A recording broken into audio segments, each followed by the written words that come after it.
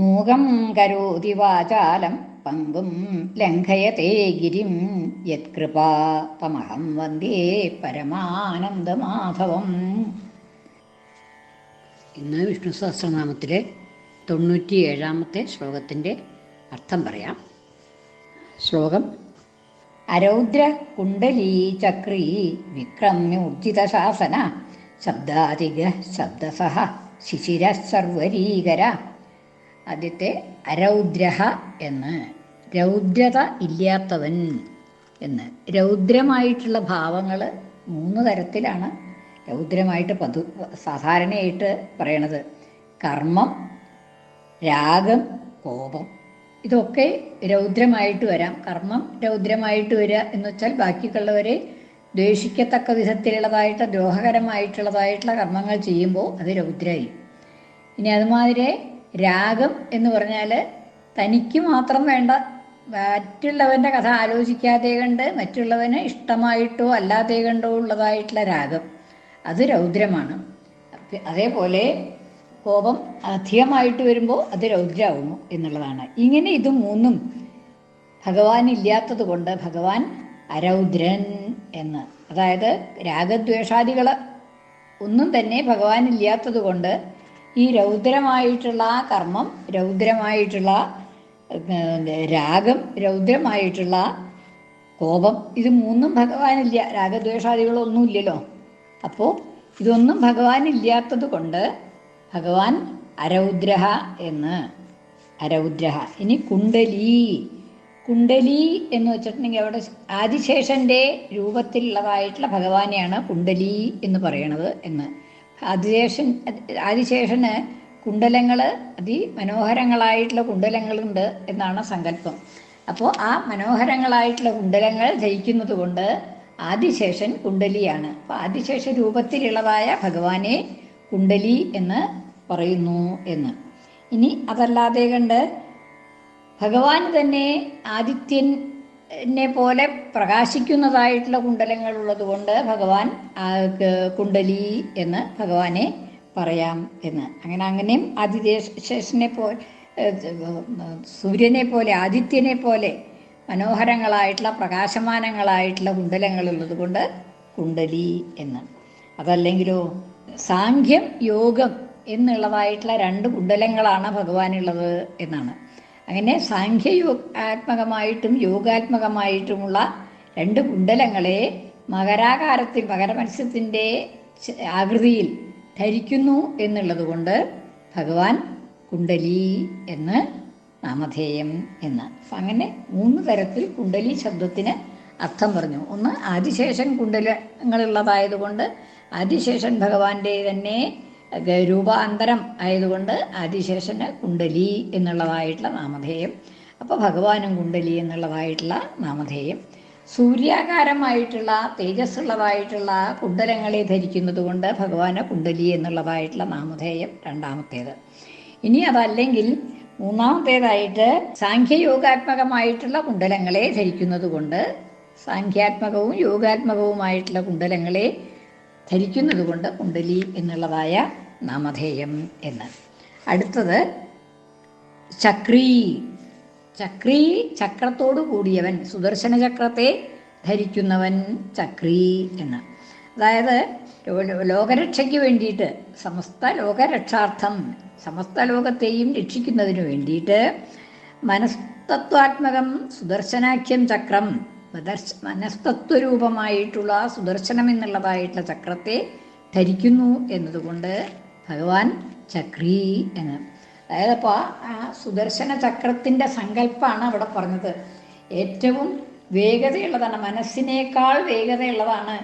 മനസ്സ് ആണ് ഏറ്റവും വേഗതയുള്ളത് എന്നാണ് അല്ലേ? നമ്മുടെ മനസ്സ് എത്ര വേഗം ഓരോ ദിക്കിലും ഓടിച്ചെന്നെത്തുക.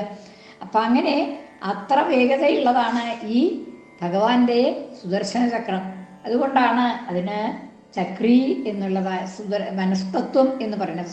മനസ്തത്വാത്മകമായിട്ടുള്ള, മനസ്തത്വ രൂപമായിട്ടുള്ള സുദർശന ചക്രത്തെ വഹിക്കുന്നു, കയ്യിൽ ധരിക്കുന്നു എന്നതുകൊണ്ട് ചക്രീ എന്ന്. ഇത് നമ്മളൊന്ന് പ്രത്യേകിച്ച് ശ്രദ്ധിക്കേണ്ട ഒരു സംഗതിയാണ്. മനസ്തത്വാത്മകമാണ് ചക്രം എന്ന് പറയുന്നത്. അതായത് സുദർശന ചക്രം മനസ്തത്വാത്മകമാണ് എന്ന്, ആ മനസ്സ് എന്നുള്ളതായിട്ടുള്ള തത്വം, ആ തത്വമാണ് ഈ ചക്രം എന്ന്. വളരെ വേഗത്തിൽ എവിടെയും സഞ്ചരിച്ച് ആരെയും വധിക്കാൻ കഴിവുള്ളതാണ്, അല്ലേ? മനസ്സ് ഒരു വേറൊരാളെ നശിപ്പിക്കണമെന്ന് വിചാരിച്ചാൽ മനസ്സ് വേഗം ഇങ്ങോട്ട് ഓടി നശിപ്പിക്കുകയും കഴിഞ്ഞു. അങ്ങനെ ഉള്ള കഴിവുള്ളതാണ് മനസ്സ് സ്വതേ.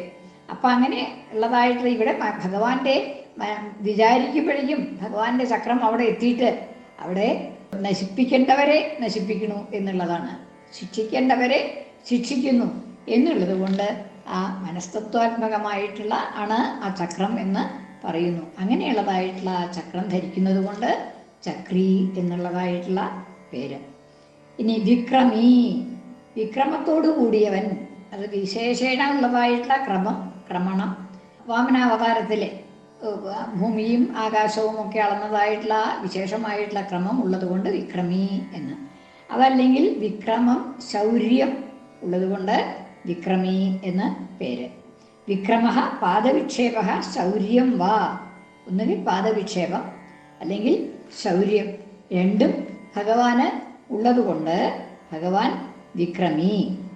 ഊർജിത ശാസന, ഊർജിതമായ ശാസനത്തോടു കൂടിയവൻ. ഭഗവാന്റെ ശാസനങ്ങളൊക്കെ വളരെ ശക്തിയുള്ളതാണ്, ശക്തമായിട്ടുള്ള ശാസനകളോട് കൂടിയതാണ് ഭഗവാന്റെ ശാസനകൾ.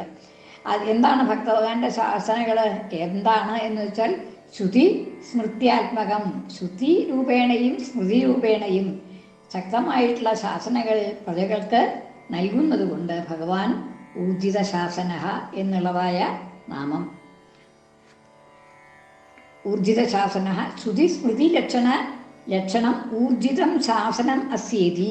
ശ്രുതിരൂപകവും സ്മൃതിരൂപവുമായിട്ടുള്ള ഊർജിതമായിട്ടുള്ള ശാസനം ഭഗവാൻ ഉള്ളത് കൊണ്ട് ഊർജിത ശാസന എന്നുള്ളതായിട്ടുള്ള പേര്.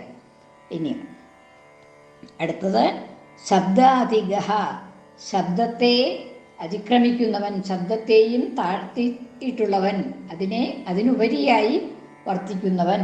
അതായത് ശബ്ദം കൊണ്ട് അറിയാൻ വയ്യാത്തവൻ, അധികഹ, ശബ്ദം കൊണ്ട് മനസ്സിലാക്കാൻ സാധിക്കാത്തവൻ, ശബ്ദത്തിനും ഉപരിയായിട്ടുള്ളവൻ എന്നുള്ള അർത്ഥത്തിൽ ശബ്ദാധികഹ എന്ന്. അതായത് ഭഗവാനെ പറയാനായിട്ട് വാക്കുകളൊന്നുമില്ല, ഭഗവാനെ പറ്റി പറയാനായിട്ട് എന്ത് വാക്കുകൾ എന്തൊക്കെ ഉപയോഗിച്ചാലും ഭഗവാനെ ശരിയായിട്ടുള്ള വ്യാഖ്യാനം ആവില്ല എന്നതുകൊണ്ട് ശബ്ദാധികഹ, ശബ്ദങ്ങൾക്ക് എത്താൻ വയ്യാത്ത അവസ്ഥയിലുള്ളവൻ എന്നുള്ള അർത്ഥത്തിൽ ശബ്ദാധിക.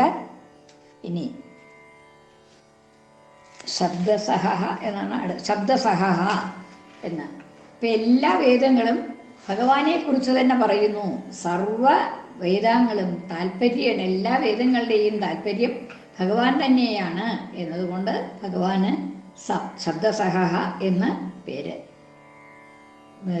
ശിശിരഹ, ശിശിരഹ എന്ന് പറയുമ്പോൾ ശിശിരം എന്ന് പറഞ്ഞിട്ടുണ്ടെങ്കിൽ താപം ഇല്ലാണ്ടാക്കുന്നതാണല്ലോ, ദുഃഖം ഇല്ലാണ്ടാക്കുന്നതാണ്, താപം ഇല്ലാതാക്കുന്നതാണ് ശിശിരം. അപ്പോൾ ഭഗവാൻ അപ്രകാരമായതുകൊണ്ട് 3 വിധത്തിലുള്ളതായ താപങ്ങളെയും ആധ്യാത്മികവും ആദി ഭൗതികവും ആദി ദൈവികവുമായിട്ടുള്ള എല്ലാ താപങ്ങളെയും ഭഗവാൻ നശിപ്പിക്കുന്നു എന്നതുകൊണ്ട് ഭഗവാന് ശിശിരഹ എന്നുള്ളതായ നാമധേയം. ശിശിരഹ എന്ന് വെച്ചാൽ തണുപ്പിക്കുന്നത് എന്ന, ശിശിരം തണുപ്പാണല്ലോ. അപ്പോൾ ആ ശിശിരഹ എന്നുള്ളത് തണുപ്പിക്കുന്നത് എന്നുള്ള അർത്ഥത്തിൽ, അതായത് ദുഃഖങ്ങളെല്ലാം മാറ്റി മനസ്സിനെ തണുപ്പിക്കുന്നവൻ എന്നുള്ള അർത്ഥത്തിൽ ശിശിരഹ എന്നുള്ളതായിട്ടുള്ള നാമധേയം. ഇനി സർവരീകരഹ എന്ന്, സർവരി ച രാത്രി എന്നാണ് അർത്ഥം.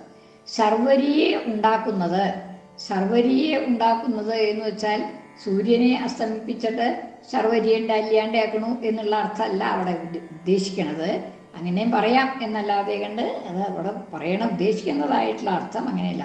സംസാരികൾക്ക് ആത്മാവ് ശർവരിയെ പോലെയാണ്, ശർവരികളെ പോലെയാണ്. ശർവരിയെ പോലെ വെച്ചാൽ രാത്രി പോലെയാണ് സംസാരികൾക്ക്. അതായത് സംസാര ബന്ധത്തിൽ പെട്ടിട്ടുള്ളവർക്ക് അവരുടെ ആത്മാവ് ശർവരിയെ പോലെയാണ്, ഒന്നും അറിയാൻ വയ്യാത്തതാണ് എന്നുള്ളതാണ്. ശർവരിയിൽ നമുക്കൊന്നും കാണാൻ പറ്റില്ല, രാത്രി കാലങ്ങളിൽ ഒന്നും കാണാൻ സാധിക്കാത്തത് കൊണ്ട് അതുപോലെയാണ് ഇത് സംസാരികൾക്ക് ആത്മാവ്, അവരുടെ ആത്മാവ്, സംസാരബന്ധം ഉള്ളവരുടെ ആത്മാവ് അങ്ങനെയുള്ളതാണ്. അവർക്കൊന്നും ശരിയായിട്ടുള്ള പരമാത്മാവിനെ കാണാൻ സാധിക്കുന്നില്ല. അവനവൻ്റെ തന്നെ രൂപമായിട്ടുള്ള പരമാത്മാവിനെ കാണാൻ അറിയാൻ അവർക്ക് സാധിക്കുന്നില്ല. അതുകൊണ്ട് ശർവരിയെ പോലെയാണ്, രാത്രിയെ പോലെ ആണ് എന്നതുകൊണ്ട് ശർവരി എന്നുള്ളതായിട്ടുള്ള നാമധേയം ഭഗവാന്. ഇനി സംസാരികളല്ലാണ്ട് ജ്ഞാനികളാണെങ്കിലോ, ജ്ഞാനികളെ സംബന്ധിച്ചിടത്തോളം ആ ശർവരി എന്നുള്ള ശർവരി മാതിരിയാണ്. എന്ത്?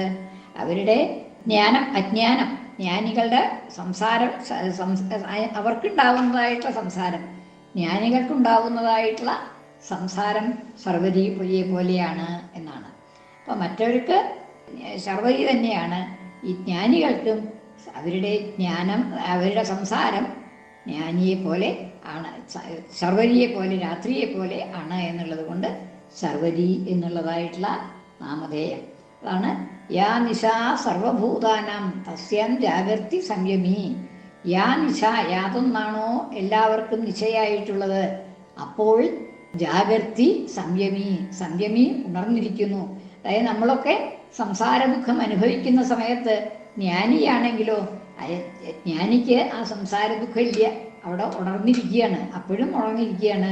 ജ്ഞാനി ആയിട്ടുള്ളവൻ ഈ ഇതൊക്കെ അനുഭവിക്കുന്നുണ്ടെങ്കിലും ഉണർന്നിരിക്കുകയാണ്. തസ്യാം ജാഗർത്തി സംയമി യസ്യാം ജാഗ്രതി ഭൂതാനി.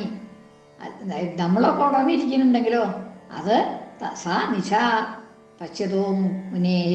ആ കാഴ്ചയുള്ളതായിട്ടുള്ള മഹർഷിക്ക്, ജ്ഞാനിയായിട്ടുള്ള മഹർഷിക്ക് അത് നിശയാണ്. അതായത് ഭൂതങ്ങളെല്ലാം ഉണർന്നിരിക്കുന്നതായിട്ടുള്ള സമയത്ത് ആ സംയമിയും ഉറങ്ങുകയാണ് എന്നുള്ളതാണ്. ഇതിലൊക്കെ നമ്മളൊക്കെ ഉണർന്നിരിക്കുമ്പോൾ സംയമി ഉറങ്ങണു എന്നുള്ളതാണ്. അപ്പോൾ ആ ജ്ഞാനം ഉണ്ടാവണില്ല എന്നുള്ളത് കൊണ്ട് ആ സമയത്ത് ആ ജ്ഞാനം ദേഹവും ഉണർന്നിരിക്കും. അപ്പോൾ അതുകൊണ്ട് ജ്ഞാനം ഉണ്ടാവണില്ല എന്നുള്ളത് കൊണ്ട് അപ്പോൾ നിശ അത് സംയമിക്ക് രാത്രിയാണ് എന്നുള്ളതാണ്. അരൗദ്ര കുണ്ടലീ ചക്രീ വിക്രമ്യ ഉദ്യതശാസന ശബ്ദാധിക ശബ്ദസഹ ശിശിര സർവരീകര